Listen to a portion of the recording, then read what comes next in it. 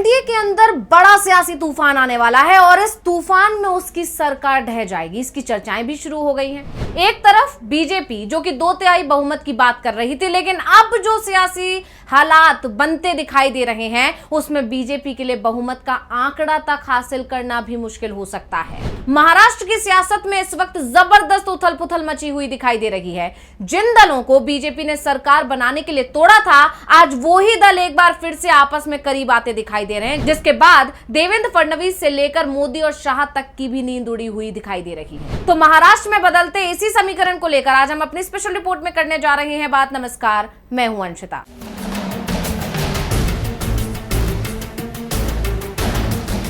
क्या महायुति यानी एनडीए का किला दरक रहा है? क्या गठबंधन अंतर्कलह के चलते टूट रहा है, या फिर बीजेपी के सहयोगी ये समझ चुके हैं कि बीजेपी से दोस्ती सिर्फ नुकसान ही पहुंचाएगी, इसलिए अपनी राह अलग करने पर विचार कर रहे हैं, यानी इससे अलग होने में ही भलाई है। ये बात बीजेपी के सहयोगियों को समझ में आ चुकी है।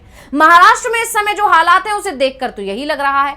एनसीपी अजीत गुट के लगभग 30 विधायकों के शरद पवार से हाथ मिलाने की खबर ने पहले ही बीजेपी की चिंता को बढ़ा रखा है कि इस बीच एक और खबर आ गई, और खबर ये आ रही है कि मौके पर चौका मारते हुए शिंदे भी अब बीजेपी को आंख दिखा रहे हैं, क्योंकि शिंदे जानते हैं कि अगर एनसीपी के नेताओं ने घर वापसी की, यानी कि शरद पवार से हाथ मिलाया, तो बीजेपी के लिए शिंदे एक बार फिर बहुत जरूरी हो जाएंगे, बिल्कुल उसी तरह जैसे कि तब थे जब बीजेपी ने शिवसेना को तोड़कर सरकार बनाई थी। और इसीलिए शिंदे गुट अभी से बीजेपी पर दबाव बनाने में लग गया है। तो क्या कुछ चल रहा है इस वक्त महाराष्ट्र में, यह जानना जरूरी है। तो आपको बता दें कि 2026 के इस दौर में महाराष्ट्र में जो हलचल मची हुई है वो सिर्फ विरोधियों की साजिश नहीं है, बल्कि घर के अंदर की कलाई यानी सहयोगी ही आपस में लड़ रहे हैं। डबल इंजन वाली सरकार को उसके सहयोगी डबल झटका देने की तैयारी कर रहे हैं। दरअसल एनसीपी में टूट की खबरों के बीच बीजेपी को उसके दूसरे सहयोगी ने भी झटका दे दिया।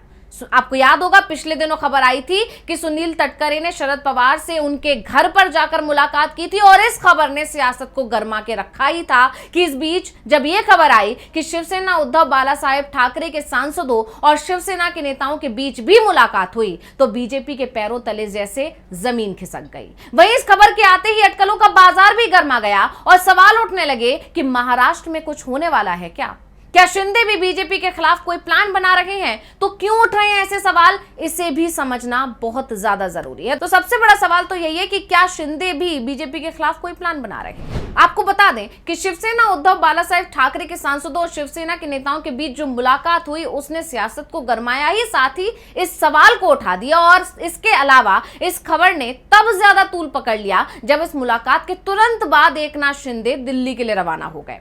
राजनीतिक गलियारों में इस बात की भी चर्चा हुई कि वो केंद्रीय गृह मंत्री अमित शाह से भी मुलाकात कर सकते हैं। और इस खबर के आने के बाद चर्चा चल पड़ी कि एनसीपी को लेकर जो बात चल रही है, यानी एनसीपी के नेता एक बार फिर घर वापसी का विचार कर रहे हैं, उन चर्चाओं के बीच शिंदे बीजेपी आलाकमान पर दबाव बनाने के लिए लग गए हैं। कुछ जानकार ये भी दावा कर रहे हैं कि शिंदे फिर से मुख्यमंत्री पद की मांग रख सकते हैं, और ये सब खबरें किस आधार पर चल पड़ी हैं ये भी ये समझना यहां पर बहुत जरूरी है। तो ऐसा इसलिए क्योंकि हाल के दिनों में ये इस तरह की पहली मुलाकात नहीं थी। एक दिन पहले ही शिवसेना यूवीटी के सांसद नागेश अष्टेकर ने भी अपने चुनावी क्षेत्र से जुड़े मामलों को लेकर महाराष्ट्र के उप मुख्यमंत्री एकनाथ शिंदे से मुलाकात की थी।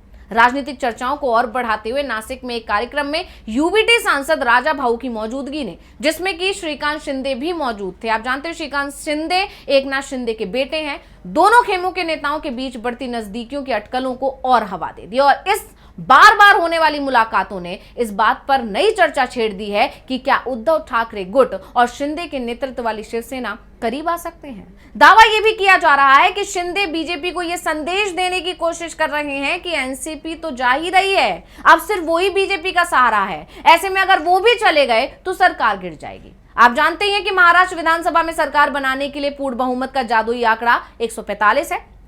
2024 के हालिया विधानसभा चुनावों में भारतीय जनता पार्टी ने कुल 132 सीटें जीती थी, यानी बहुमत से 13 कम। ऐसे में अगर दोनों सहयोगियों ने साथ छोड़ दिया तो सरकार पर खतरा मंडराने लगेगा, जिससे बीजेपी डरी हुई है और शिंदे इसी डर का फायदा उठाना चाह रहे हैं। तो सवाल यह है कि आखिर अब बीजेपी के सामने क्या चुनौती है?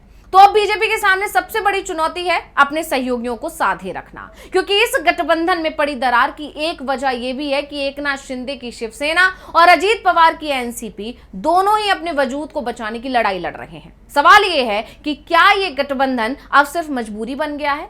जब सहयोगियों को लगता है कि उनकी अपनी पार्टी के कैडर में पकड़ कमजोर हो रही है, तो वो बीजेपी के साथ अपने तालमेल पर फिर से सोचने लगते हैं। सिर्फ महाराष्ट्र की बात करें तो राज्य में अभी महंगाई, बेरोजगारी और आरक्षण जैसे मुद्दे चरम पर हैं। विशेषकर मनोज जरांगे पाटिल के नेतृत्व में जो मराठा आरक्षण आंदोलन चला, उसने महाराष्ट्र की पूरी राजनीति को एक ऐसे मोड़ पर लाकर खड़ा कर दिया है जहां हिंदुत्व का कार्ड अब इकलौता गेम चेंजर नहीं रह गया है। और जानकारों का यह भी कहना है कि जब स्थानीय नेतृत्व को यह महसूस होता है कि गठबंधन के कारण उनका अपना वोट बैंक खिसक रहा है, तो दरारें पड़ना स्वाभाविक है। तो बीजेपी के पास विधानसभा में कुल 132 विधायक है, लेकिन बहुमत के लिए जिस बैसाखी की जरूरत है अब वो भारी पड़ रही है, क्योंकि जिस तरह से सुनेत्रा पवार के एनसीपी में बगावत के संकेत मिल रहे हैं और पार्टी के ज्यादातर विधायक एक बार फिर से शरद पवार के साथ जाने की तैयारी कर रहे हैं, उसके बाद बीजेपी सरकार के पास सिर्फ शिवसेना का समर्थन ही बचेगा। शरद गुट की तरफ से पहले ये दावे किए जा रहे थे कि एनसीपी के दोनों गुटों का विलय होने वाला है, लेकिन एक हादसे में